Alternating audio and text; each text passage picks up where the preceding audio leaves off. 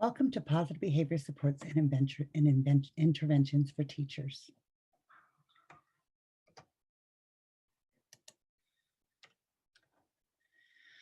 If a child doesn't know how to read, we teach. If a child doesn't know how to swim, we teach.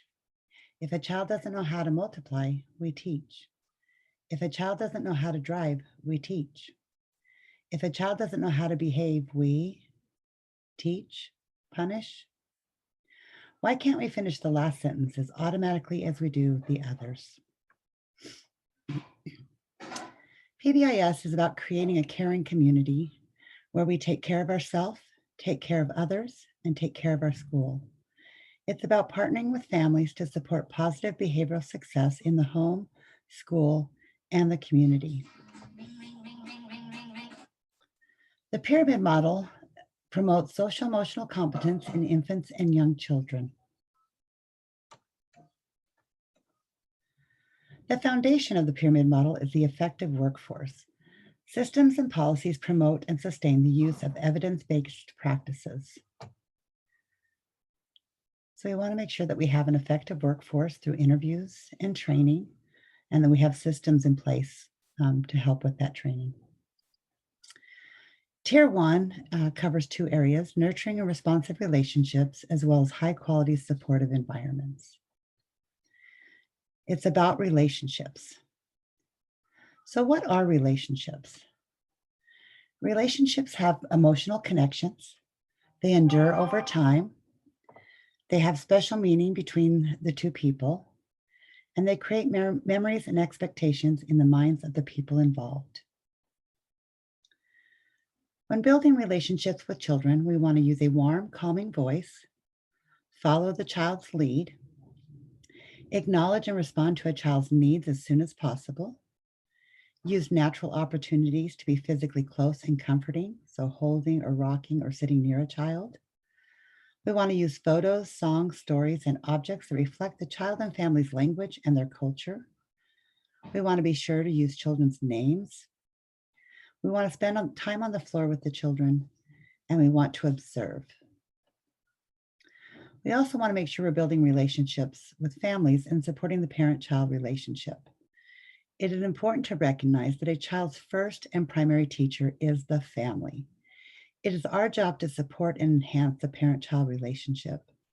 Caring for young children is caring for families. So when we're looking at how to build relationships with families, we want to communicate regularly with families and offer multiple ways to share information. We want to invite conversation, listen, and follow up. We want to have regularly scheduled times for face-to-face meetings. We want to respect families' views and their child rearing beliefs. And we want to seek family evaluations of the program and of your care. We can learn a lot from families. We can encourage families to share their observations. We can let families know their observations are important and valued. And an idea for this might be to place a basket at sign-in for families to drop off photos and notes to support careful observation. It's also encouraging them to use the family app in the teaching strategies system. We also want to make sure that we're providing supportive environments. We want children to feel that this is a place they can trust, that it's safe, it's predictable, and it's helpful. This is a caring place where we build relationships and we recognize and respond to emotions. We want everyone to know you belong here, we belong here. We value uniqueness, diversity, and individuality. We build community and caring, and we work together. And we develop an ethos of friendship. So what are the 3 T's? The 3 T's are to take care of self, take care of others, and take care of our school.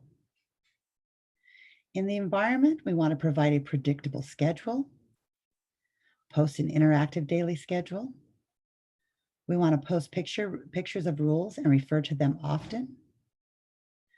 We want to provide a safe space with material for calming down and working out frustrations.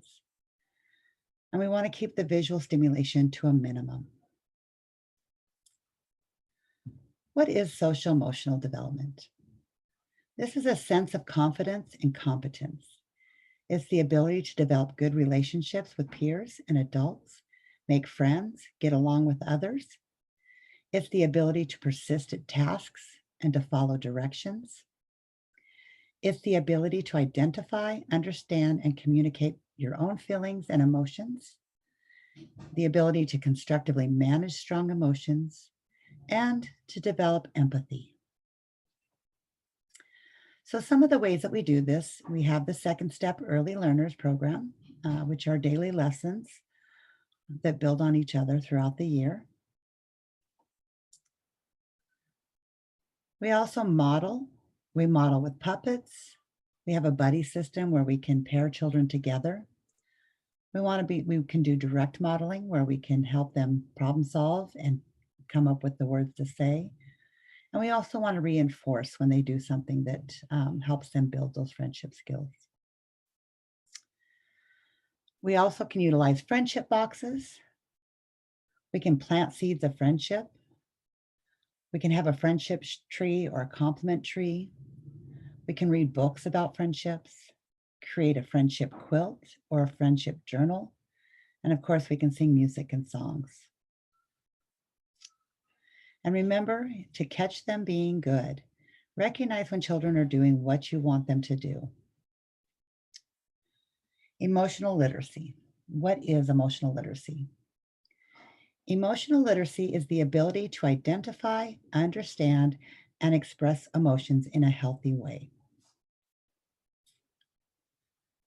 Children with a strong foundation in emotional literacy tolerate frustration better, get into fewer fights, engage in less destructive behavior, are healthier, are less lonely, are less impulsive, are more focused, and have greater academic achievement.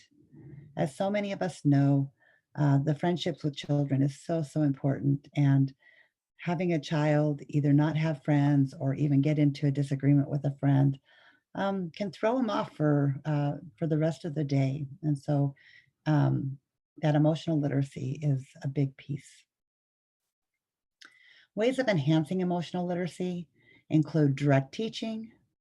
So that would be when you're in the moment and you're helping them solve it. Indirect teaching, so talking about it ahead of time, giving them scenarios. It's the use of songs and games. Asking children, how would you feel if this happened to you? Checking in, how is it going? We can use feeling dice and the feeling wheel. And of course, using the use of children's literature. Books are always a great way for children to learn new skills. We can also play feeling games. We can match feelings, identify feelings. We can act out feelings. And we want to use feeling words. Some of the resources that we have is the How Are You Feeling Today? So we have pictures of children feeling different things. Again, the use of songs and sample games would be if you are happy and you know it, you can add new verses to teach feelings. So you can talk about if you're sad, if you're mad, if you're scared, if you're happy, if you're tired, if you're frustrated, if you're creative. Again, a great way to introduce emotional literacy and new emotional words. The checking in. So teachers and children can check in each morning by choosing a feeling face that best describes their affective state and putting it next to their name. They can be encouraged to change their feeling faces throughout the day as their feelings change. So here's an example of what that could look like.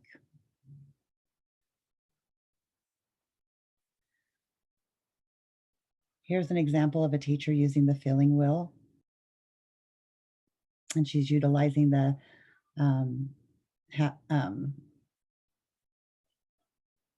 a book to go along with it.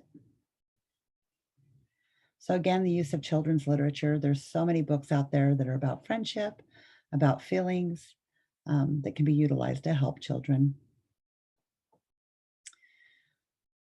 You can access book nooks on the internet that has activities to go with the different books that are great for teaching feelings. Characteristics of a classroom that foster emotional literacy. There are books about feelings, and they are read and are available in the Story Center. There's photos of people with various emotional expressions displayed. Teachers label their own feelings. Teachers notice and label children's feelings. Activities are planned to teach and reinforce emotional literacy. Children are reinforced for using feeling words, and efforts occur daily. So this is not a one-time fits all or fixes it all. This is an ongoing effort. So empathy is the identification with and understanding of another's feelings and situation. So we need to teach empathy. We want to model it. We want to do alike and different activities. We want to draw children's attention to how others are feeling. We can do role plays and role reversal, and we can reinforce empathy behaviors. So some key concepts with feelings is that feelings change, and you can have more than one feeling about something. You can feel differently than someone else about the same thing. And it's important to realize that all feelings are valid. It is what you do with them that counts. So it's okay to be mad. It may not be okay to hit a child, but it's okay to be mad. And we need to help children recognize that it's okay to have a variety of feelings.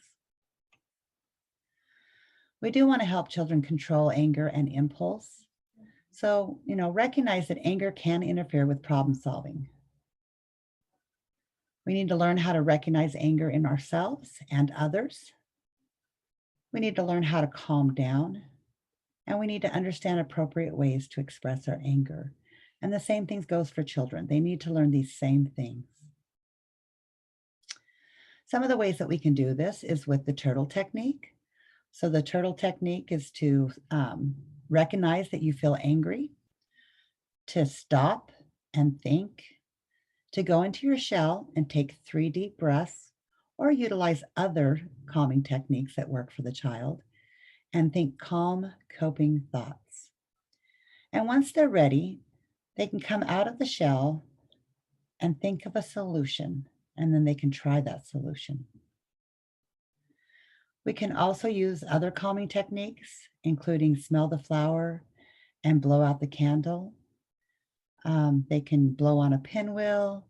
They can take deep breaths. One great way of teaching them to do breaths, because we really want to teach them how to do belly breathing, is to put a piece of paper on their stomach and take a breath, and they should be able to see the paper move as they're taking that breath. Because again, we want them to do those deep belly breaths. We should be using the problem-solving steps. This says, what is my problem? Then I want to think of some solutions. And I want to think, what would happen if? Would it be safe? Would it be fair? And how would everyone feel? And then give it a try. It's important that as teachers, we need to help children think of a possible solution. And so as we're thinking about that, we can tell them that they could get a teacher, they could ask nicely, they could ignore the behavior, they could go play somewhere else, they could say, please stop, or just say, please. They can decide to share or trade a toy or an item, or they can wait and take turns. So you do have access to the solution kit, which has pictures of each of these activities that the children can utilize to help them think about how they can come up with solutions. We also want to teach children that there are fair ways to play, that we want to play together, that we can trade and take turns. But we also want to honor the child who originally had the toy and allow them to utilize what they have, and then when they're ready to be able to trade or take turns. So again, we want to be supportive of young children when they're problem solving. So be aware and anticipate problems. If you know that you have certain children that maybe at cleanup time struggle, or when it's time to come in from outside, seek proximity. Be close to them when that bell rings and it's time to go in.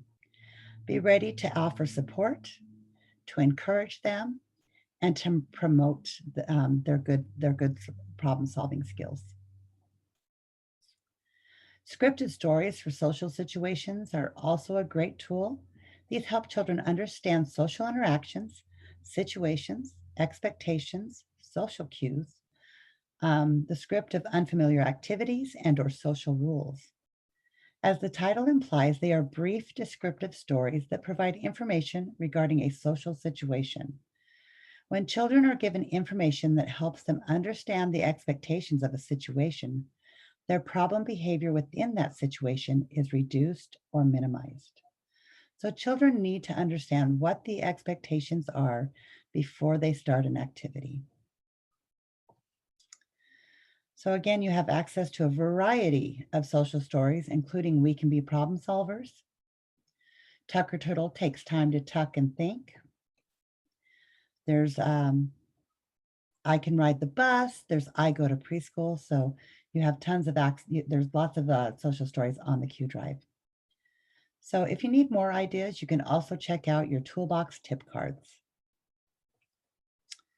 So all of these social emotional teaching strategies can be used with infants, toddlers, and young children, with families in their home, on the bus, and daily. And they should be used daily and referred to often.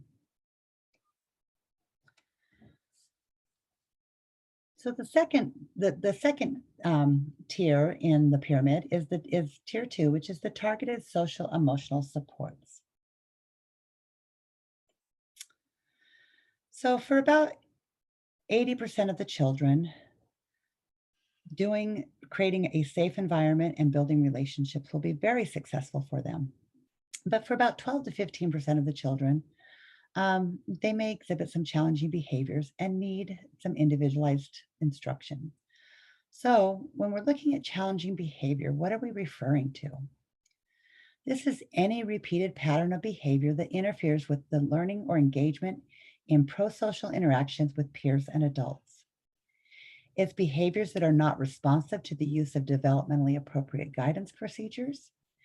It can be prolonged tantrums, physical and verbal aggression, disruptive vocal or motor behavior.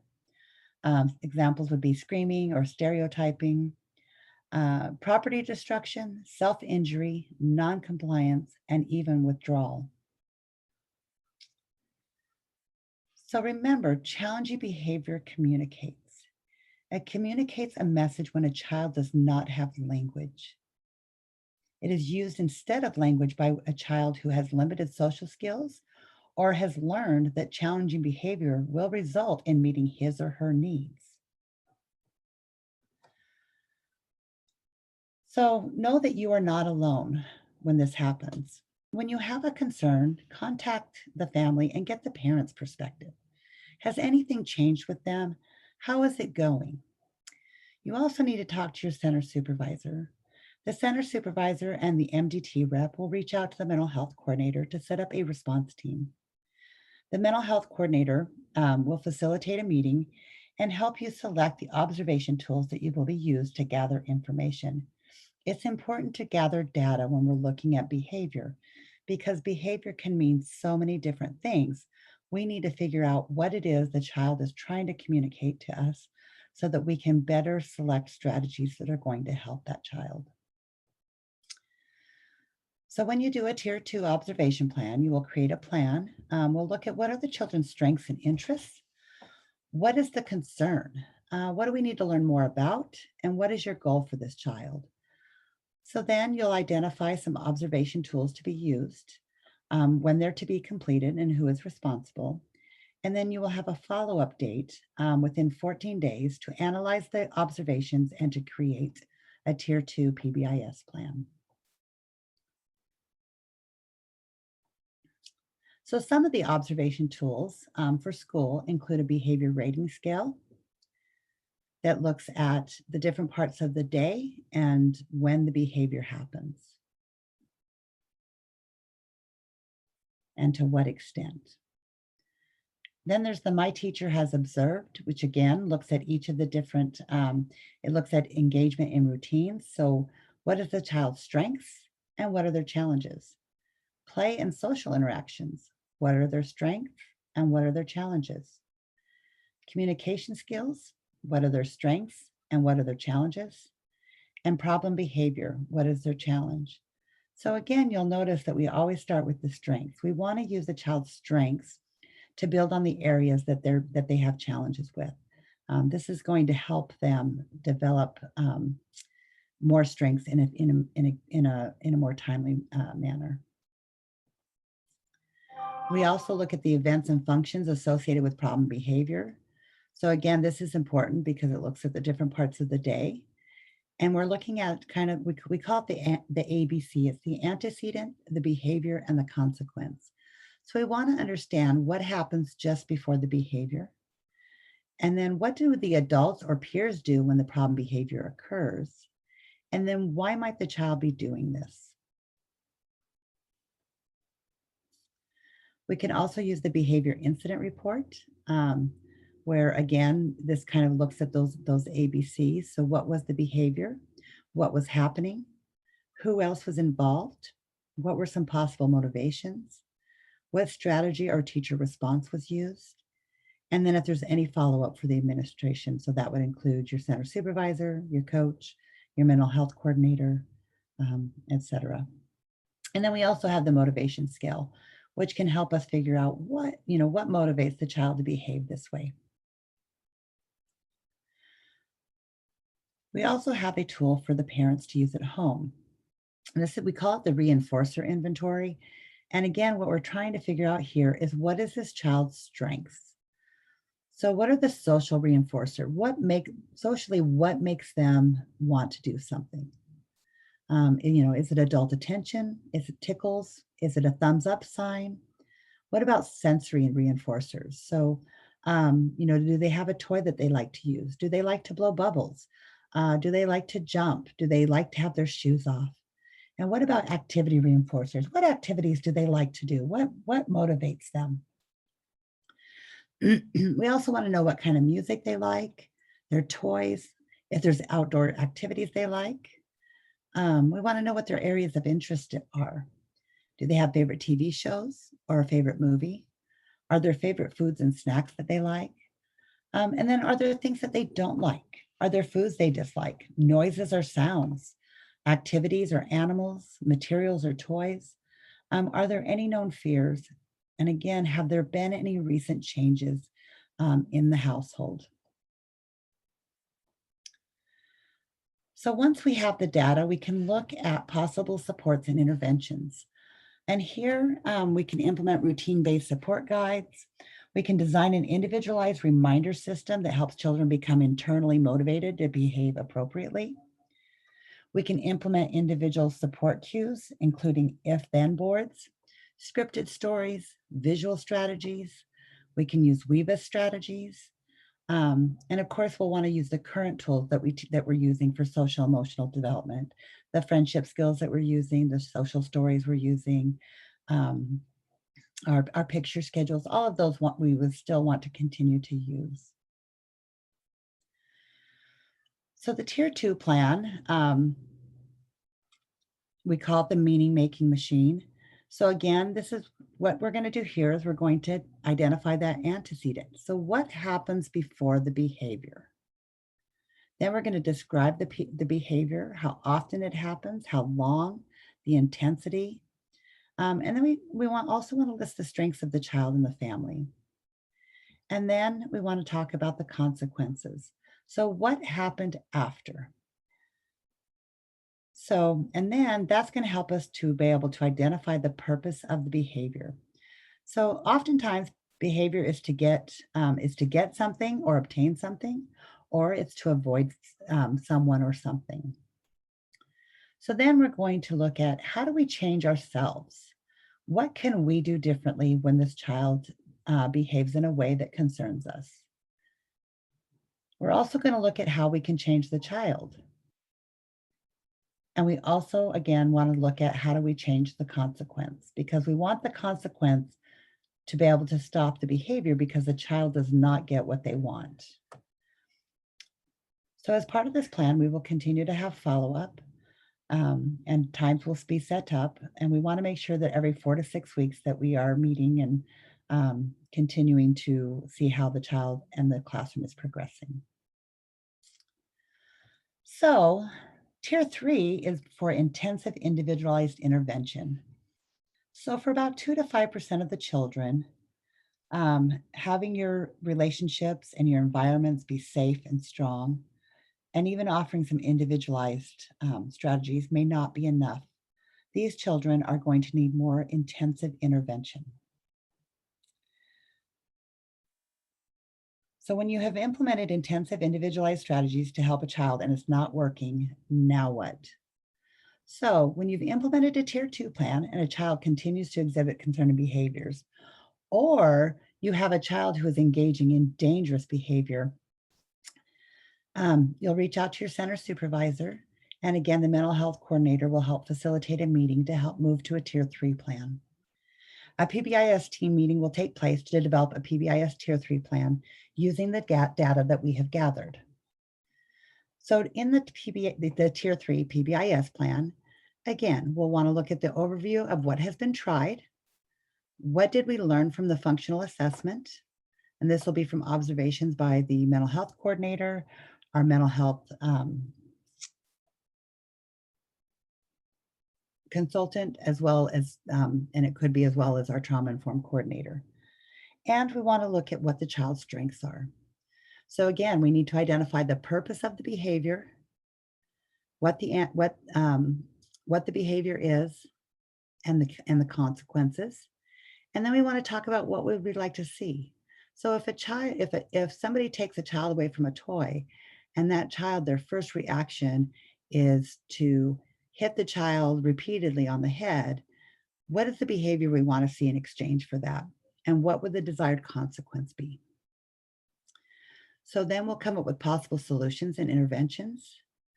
We also need to look at safety responses. So this is only used in emergency situations or continued unsafe behaviors, and only for a short period of time while the program works with community partners to find a better educational fit or provide needed resources in the Head Start classroom to better meet the needs of a child and family. So do we need to look at possibly altering the child's schedule for a short period of time?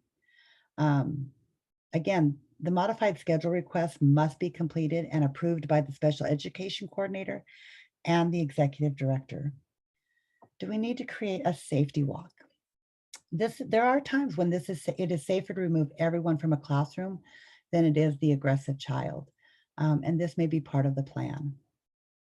A first response strategy, something a teacher would do to prevent or de-escalate the child's dangerous behavior.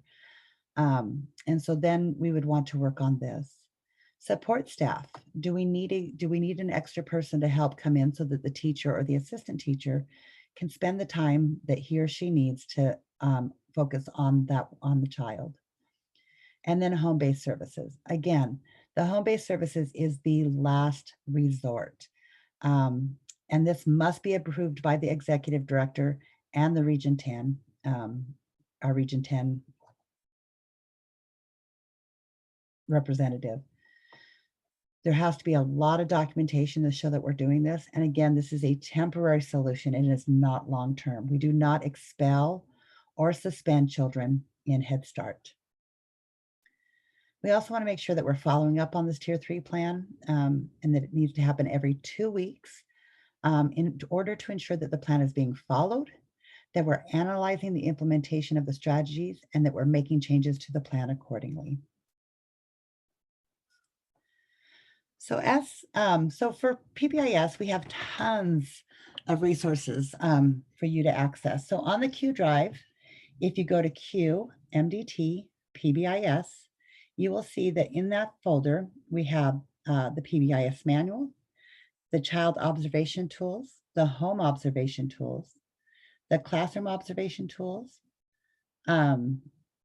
We have PBIS tier plans, and we have PBIS resources. This includes all of those resources we talked about, the social stories, the problem-solving cards, um, how to do picture schedules, the if-then boards. So it is chock full of lots of resources. There's the PBIS inventory, and then we do have a folder for the PBIS parenting curriculum. You also have a lot of resources out at your center, including the creative curriculum for preschool, the 5th edition. You have the second step social emotional skills for early learners. Push Past It is on its way, and you will all have copies of that soon at your centers. You have access to the I Love You rituals. One of my very, very favorite books is The Practical Solutions for Practically Every Problem. It pretty much gives you synopsises of pretty much any behavior you'll see, and things to do both at home and at school. You also have the Challenging Behavior in Young Children 3rd edition, Understanding, Preventing, and Responding to Effectively. You have Classroom Strategies to Promote Social Emotional Development, which is from the DECA. How do I teach this kid? You also have a Behavior Challenges in Early Childhood quick guide. And of course, Many Languages, One Classroom. There are also 2 really great resource websites. The National Center for Pyramid Model Innovations has combined all of the resources from the CEFL, which was the Center for Social Emotional, the Center for Social Emotional Foundations in Early Learning, and the TAXI website, which was the Social Emotional Task Force. And they now have all the resources there.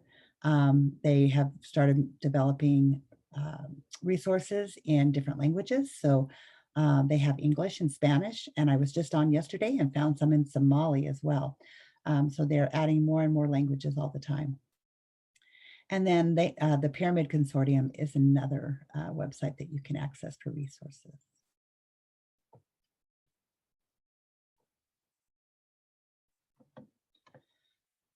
So I want to thank you for your time. And if you have any questions, please feel free to reach out to your center supervisors, and they will be happy to direct you in the right direction. So just to recap, we're going to watch this video that will show you basically just a recap of this and what PBIS looks like.